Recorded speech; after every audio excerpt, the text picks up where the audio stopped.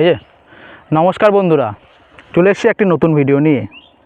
Thumbnail দেখে তো বুঝে গেছেন কী নিয়ে আলোচনা করতে চলেছি।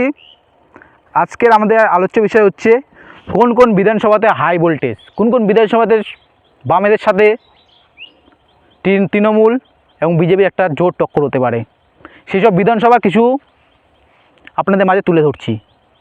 অবশ্যই ভিডিওটাকে স্কিপ না করে শেষ পর্যন্ত দেখুন। তো সর্বপ্রথম বিধানসভা আছে যাদবপুর বিধানসভা।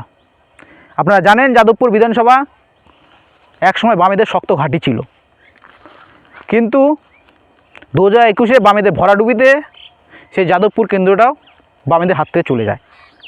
কিন্তু 2024-এর লোকসভা ভোটে একটা বিপুল পরিমাণে ভোট যাদবপুর থেকে বামপন্থীরা পায়। সেই দিকে লক্ষ্য করে যা দেখা যাচ্ছে 2026 একটা হাই ভোল্টেজ কেন্দ্র হতে চলেছে যাদবপুর বিধানসভা। যাদবপুর বিধানসভায় আপনারা জানেন 2021-এ সুজন চক্রবর্তী দাঁড়িয়েছিলেন। এবার 2026-এও কি সুজন চক্রবর্তী সেখান থেকে দাঁড়াতে পারে? আমাদের কিছু তথ্য অনুযায়ী যা জানা যাচ্ছে 2026-এও সম্ভাব্য প্রার্থী হতে চলেছেন সুজন চক্রবর্তী যাদবপুর থেকে। সেই যাদবপুর এবার কিন্তু একটা হাই ভোল্টেজ, যাদবপুরে একটা হাড্ডাহাড্ডি লড়াই হবে বামফ্রন্ট এবং বামফ্রন্ট এবং আইএসএফ জোটের সঙ্গে তৃণমূলের। তারপরে বিধানসভা আসে ভবানীপুর। আপনারা জানেন সেখানে ভবানীপুরে আমাদের মাননীয় মুখ্যমন্ত্রী সেখান থেকে মুখ্যমন্ত্রী হয়েছেন।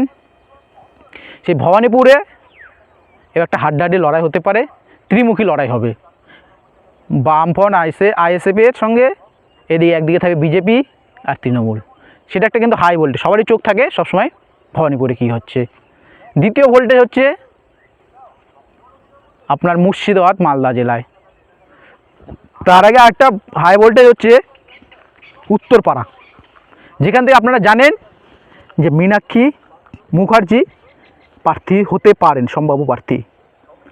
সেই যারা মীনাক্ষী মুখার্জি যেভাবে মাটি কামড়ে রেখেছেন এবং যেভাবে জনসংযোগ করছেন এবং অর্থ সংগ্রহ করছেন, এ থেকে মনে হয় এবার কিন্তু উত্তরপাড়াতে একটা হাড্ডাহাড্ডি লড়াই হতে পারে তৃণমূলের সঙ্গে বামফ্রন্টের। এ বলতে পারেন বিজেপি সেখানে কী হবে, বিজেপি সেখানে সম্ভব থার্ড পজিশনে যেতে পারে। এবার তারপরে আসে খড়গ্রাম, যেখান থেকে ধ্রুবজ্যোতি সাহা। দেখতেই পাচ্ছেন ধ্রুবজ্যোতি সাহার ভিডিওগুলো, আপনার ধ্রুবজ্যোতি সাহার যদি ফেসবুকটা ফলো করেন তা দেখতে পাবেন ধ্রুবজ্যোতি সাহা কীভাবে মানুষের সঙ্গে জনসংযোগ করছে, মাঠে ময়দানে পড়ে রয়েছে ধ্রুবজ্যোতি সাহা।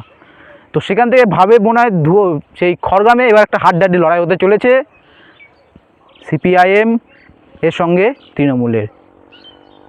তার পরবর্তী বিধানসভা রানীনগর। সেই রানীনগর থেকে এবার একটা ভালো লড়াই হতে পারে বামফ্রন্টের সঙ্গে তৃণমূলের। তার পরবর্তী বিধানসভা আপনাদের জলঙ্গি। সেই জলঙ্গিতে এবার বামফ্রন্টের সঙ্গে তৃণমূলের একটা হাড্ডাহাড্ডি লড়াই হবে ভোট ময়দানে। তার পরবর্তী বিধানসভা নন্দীগ্রাম। সেই নন্দীগ্রামে শুভেন্দু অধিকারী দাঁড়িয়েছিলেন, আমাদের বিরোধী দলনেতা। এবার তিনি জিততে পারেন কি না দেখা যাক, সেটার দিকেও থাকবে আমাদের লক্ষ্য। তার পরবর্তী বিধানসভা আপনাদের চাঁচল আর মালতীপুর। এই দুটো বিধানসভাতে এবার বামপন্থীরা অনেকটাই জোর টক্কর দিতে পারে তৃণমূলকে। তার পরবর্তী বিধানসভা আপনাদের এদিকে দক্ষিণ দিনাজপুরের মধ্যে পড়ে, সেটা গঙ্গারামপুর বিধানসভা। সেই বিধানসভায় আপনারা জানেন বিজেপির এমএলএ আছেন, কিন্তু 2026-এ এবার কিন্তু একটা জোর টক্কর হবে, ত্রিমুখী লড়াই হবে বামফ্রন্টের সঙ্গে তৃণমূল এবং বিজেপির। বামপন্থীরা দেখেছেন কয়েকদিন আগে দেওয়াল লেখন নিয়ে গঙ্গারামপুর বিধানসভার অন্তর্গত এই লস্কর নামে একটা জায়গাতে দেওয়াল লেখন নিয়ে কীভাবে ঝামেলা হয়েছিল। তা থেকে বোঝা যাচ্ছে যে বামপন্থীরা সেখানেও জোর দিচ্ছে। তো বন্ধু আজকে এইটুকুই কিছু বিধানসভা নিয়ে আলোচনা করলাম। এর পরবর্তী বিধানসভাগুলো আপনাদের মধ্যে তুলে ধরবো ধীরে ধীরে। তো বন্ধুরা ভিডিওটাকে বড় না করে এখানে শেষ করছি। আর ভিডিও যদি ভালো লেগে থাকে অবশ্যই একটা লাইক করবেন, শেয়ার করবেন এবং সাবস্ক্রাইব করবেন। দেখা হচ্ছে নেক্সট কোনো ভিডিওতে।